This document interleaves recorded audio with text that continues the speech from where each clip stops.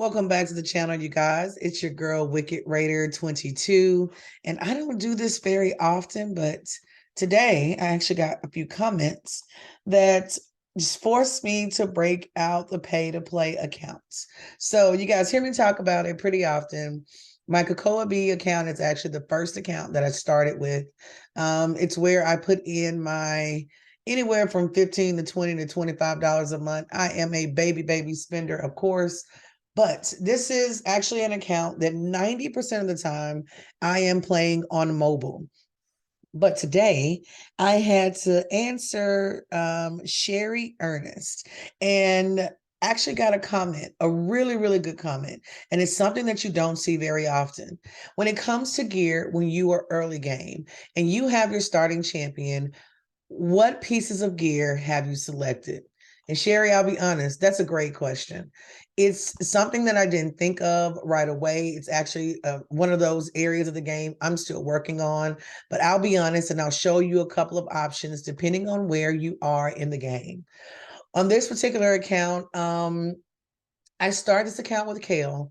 As you guys can see, Kale is no longer still up here. Okay, Kale is gone, but I have since pulled, and I'll be honest, I pulled another one. So I do have another Kale that I'm working on. The gear is kind of ratchet, but I'll show you guys what I normally keep him in. We have Aethel on this particular account. I want to say I only have Dark Elhain. Oh gosh. You guys have heard me talk about both of these champions before. When you earn them, you will love them, especially in the spot of the game that you're located. But let's take a look at gear, because gear is a huge one. And there are a couple of pieces that I am absolutely positively in love with. If you have not unlocked the forge, so let's say, I want to say the forge unlocks at level 30, 35 maybe, but if you have not unlocked the forge just yet, this is going to be the key to several pieces of gear that are going to be extremely important for you. Now, when I first got my champions, of course, they'll give you a couple of beginner pieces, and those are normally going to fall in the category of a life set. You're going to pull offensive gear and defensive gear. These are like your top three. When you're first going through campaign, you are pulling 1, 2, even 3-star gear. And this was my first rule. It's one of the hardest things to let go. When I first have my starter champion and I pull that first legendary, so you're within the first week of play, you already have sniper. That's going to be one of your first shard releases. Most of you guys will have War Priest, and you won't start changing the direction of your account until you actually either have a different first epic or legendary that hits your account. And that's going to be one of the biggest things to kind of keep in mind. Your HP sets, your offense sets, if I can go 3-star or better in my first 10 to 15 levels, I do. I purge my entire way through campaign, especially campaign on normal. Your life set, guys, this 15% for HP is not a lot. It's really not. These are the sets that we normally use because they're the only ones that we have access to. But for example, if I just pull this Kale, which I pulled this guy not too long ago, I've been working with them. I'm going to take a look first at their skill set. And you can tell he's a champion I'm not really using right now. I'm building him slowly more so that I can use him in Doom Tower for those rare rooms. There are certain areas, Spider is another one, where Kale is extremely helpful. But if he wasn't your first selected champion, you don't really have to rush to build him. You'll know when your account is in need of him. I go in and take a look at what is the damage based on. And of course, Kale is an attack-based champion, which it tells you here as well. I was really caught up on the fact that every champion needed a complete set in order to be at their best. And this is absolutely not true. There are certain champions that I do not have a complete set of gear on them, period. Stats will always outweigh the set. If I have pieces of gear that have better stats, sometimes you will win them from, for example, CBC. They may be an arena award. I've won certain pieces of gear through chess, for example. If you've already started Clan Boss, you're going to have moments where you pull better pieces of gear based on where you are. So every couple of weeks, you'll find yourself going back into your artifact gallery, and you have got to purge. That's a big one. You got to purge yourself away from those 1, 2, and 3-star artifacts. If this champion is he's attack base, I'm gonna go down. I'm not gonna stop here first. Early game, this was my go-to because it was an additional 15%. These gear pieces were really, really easy to pull. I do most of my farming for artifacts at this point in Brutal. Brutal is a lot better than Nightmare. Nightmare is going to cost you a little bit more energy wise. Sometimes the gear is worth it, sometimes it's not. It also depends on how far into Nightmare you're going to make it. When you hear creators tell you they have yet to finish campaign, but they've absolutely finished different dungeons. They finished keeps. A lot of people going through Doom Tower and have almost completed. Guys, campaign nightmare mode gets to a point. It is absolutely insane. Like, you have to go in and you start tuning these champions to the fullest. And this is a guy I have not worked on very much. So the attack, I know it's not the best gear to start with. I can already hear everybody just like, oh my gosh, don't do it to them. But usually you're going to start here because of the percentage. I'm going to go through and I like to pick something. If I have an attack-based champion, I don't want a flat stat. I want to have that percentage there. I want to have a piece of gear that can build. So I go through and I double check. I will pick and try to keep every piece of gear that not only gives me a flat stat, but also throws percentages.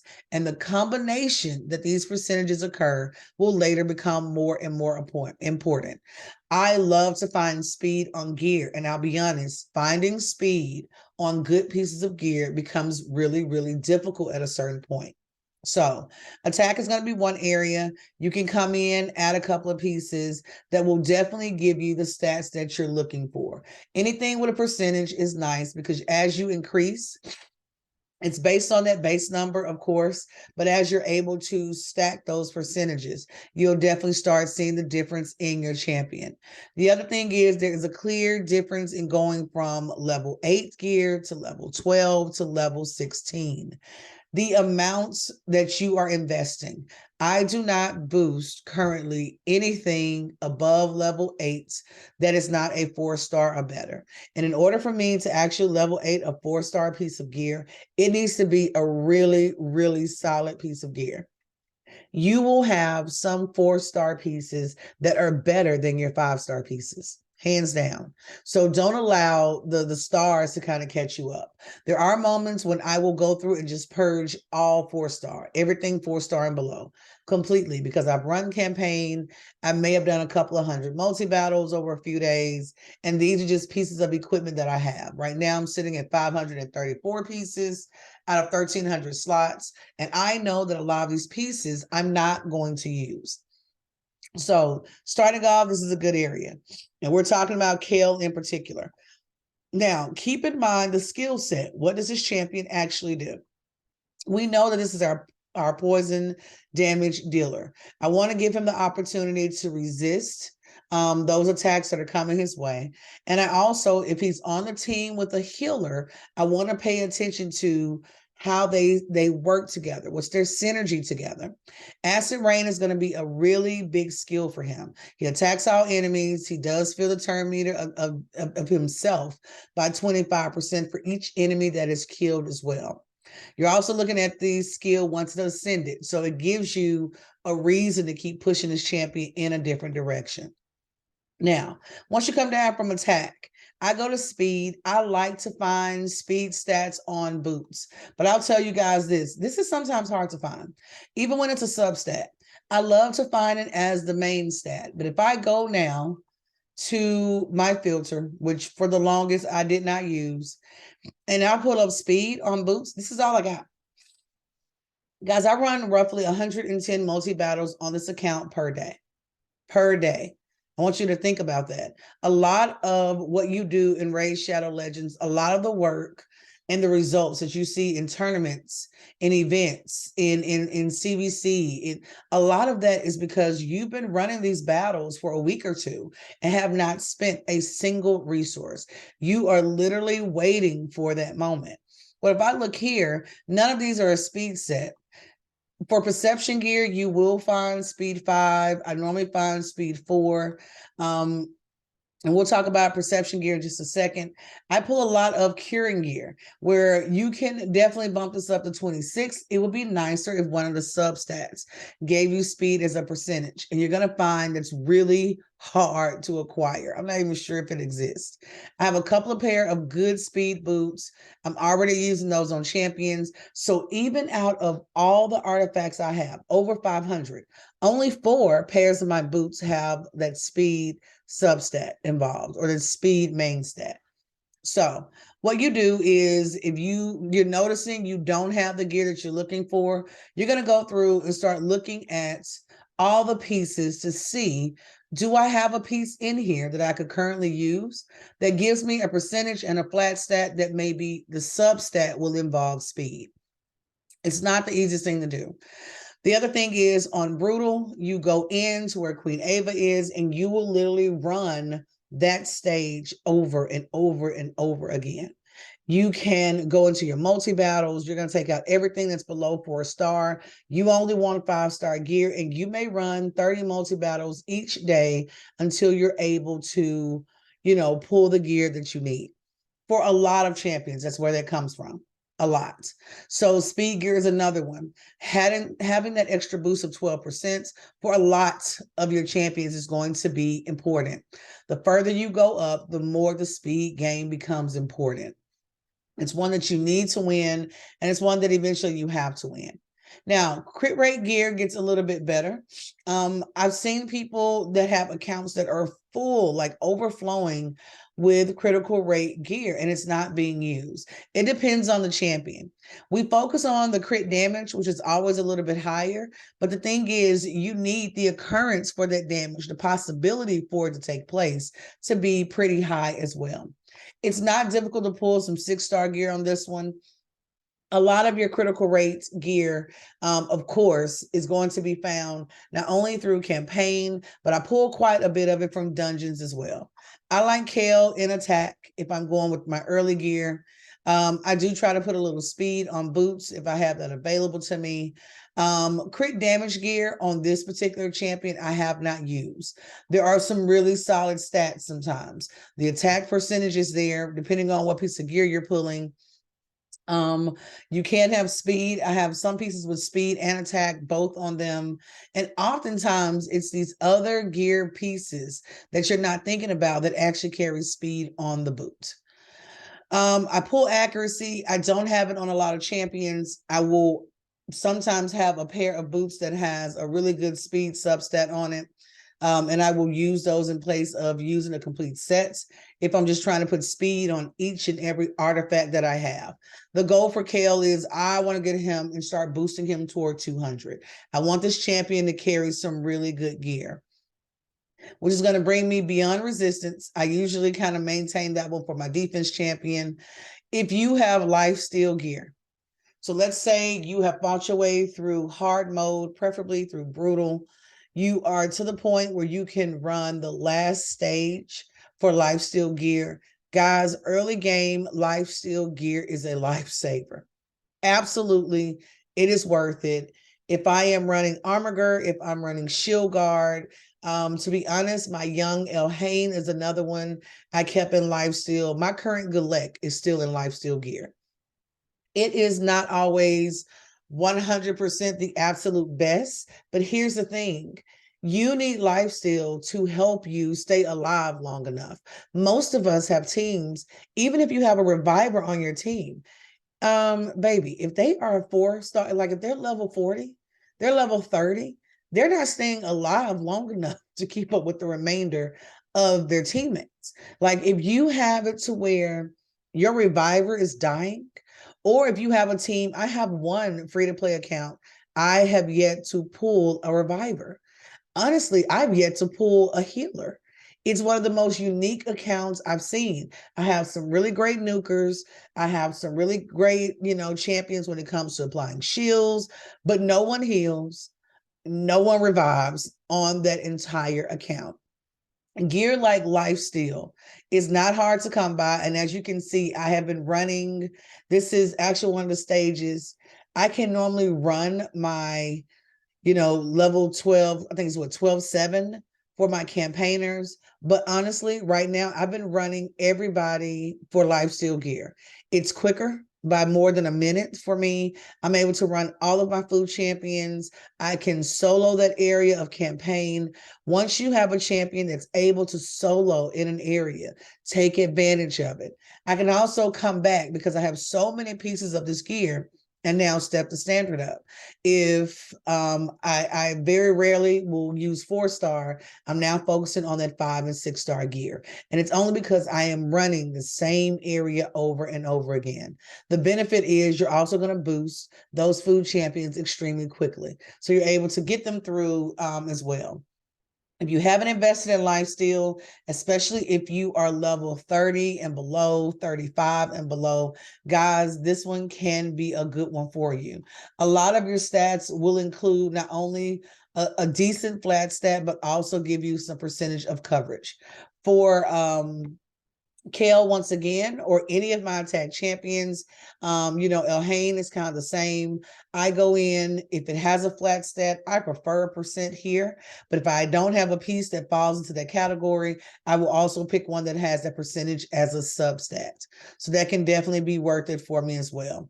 Lifesteal gear is one that actually ages and progresses with your champion pretty well. I leave my champions in a form of lifesteal usually until I pull a really strong reviver for my account. And that kind of takes the pressure off. Once they make it to a level 50, once you 5-star, 6-star, you'll start kind of pulling those champions out of lifesteal as well. But for progression, for moving yourself forward, lifesteal gear is an absolute lifesaver. Now, you will pull also if you came in with Ultimate Death Knight, depending on when you went through the login cycle, you may also pull this set as well, Regeneration.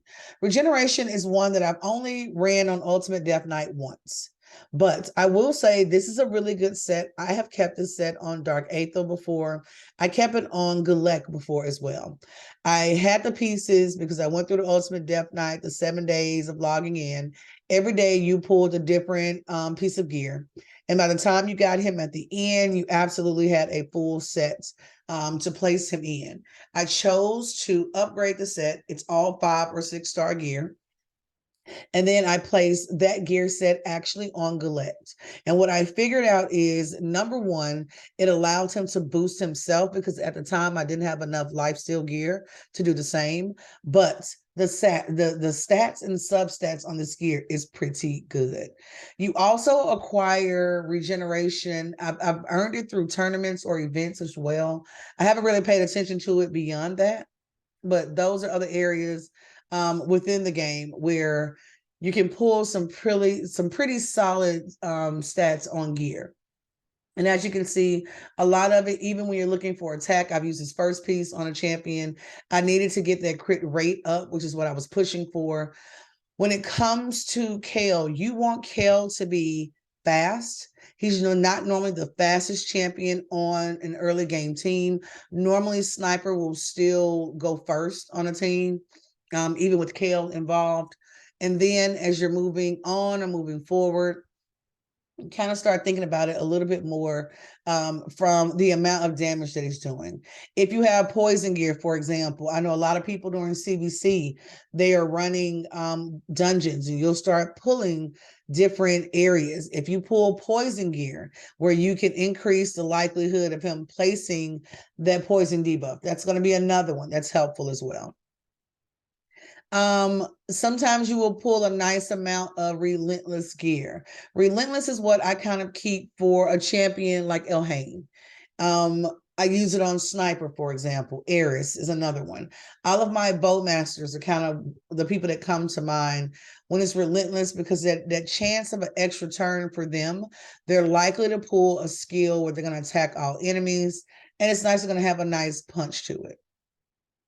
Last but not least, and this is the toxic gear I was kind of thinking of, 75% chance to place that 2.5% poison debuff.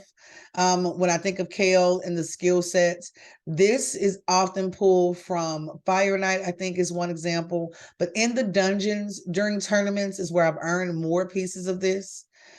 I will absolutely, hands down, if you have a cruel set, Cruel with that additional 15% ignores 5% of the enemy's defense. Cruel can be a pretty impressive one.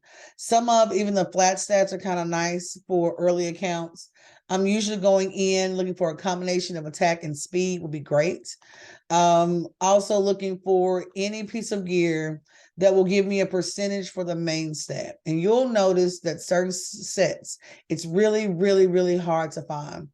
So if that additional 15% is what you're looking for, Cruel may be another one that will work out pretty well for you. Divine Offense is another one that you will earn little pieces of, normally within your dungeons, even when you're working through the first 5 levels. Guys, don't get discouraged, because for some reason you can do Ice Golem, for example, or you can make it to Spider, but you have been stuck on Spider level 4 or 5 for eternity. Everyone hits that plateau. I normally recommend you come back in, and the very first thing you want to do is check your gear on your champions and check your masteries. Have you been stopping long enough to run a couple of battles for masteries along the way? Because that's going to make a huge difference for you as well. Last but not least, when it comes to possible gear for all of my starting champions, if you have not fell in love with perception gear, for all of us that are able to access the Forge, this is actually one of the first sets, absolute first sets that I think I went in, had more than enough materials for, and I just started forging away. Perception is one of those gear pieces. The accuracy is nice. It's not always the first thing that comes to mind. But if I have a champion that is out there, they're jumping out first, the percentages, the stats, and the likelihood of pulling, for example, legendary, this will be a favorite piece of mine. On boots, I love to see speed, and sometimes I just absolutely don't have that option. So if I'm about to run a campaign or a stage to attempt to get speed boots, I will often put this boot on the champion first, basically because of this main stat for percentage wise. All of your gear can serve a purpose. With Kale, of course, anything attack based. I love him in Perception. I like him in Cruel. I love him in Reflex gear is another one you hear a lot of champions talking about. I don't have a lot of reflex pieces. I also don't have enough with good stats on them to place them on a champion, but being able to take damage and then reflect that back toward the enemy is a huge one. Immortal gear is another one. These are all the gear pieces that I'm pulling because I'm in a dungeon, because I am running those multi-battles there. You will reach the point where you no longer run your multi-battles within campaign. You're actually literally going to be out there and running those in the dungeon itself. That's true for Kale. That's going to be true by the time you actually 5 or 6 star many of your starting champions. With Aether, you guys can see I have my girl in lifesteal and I have her in perception gear.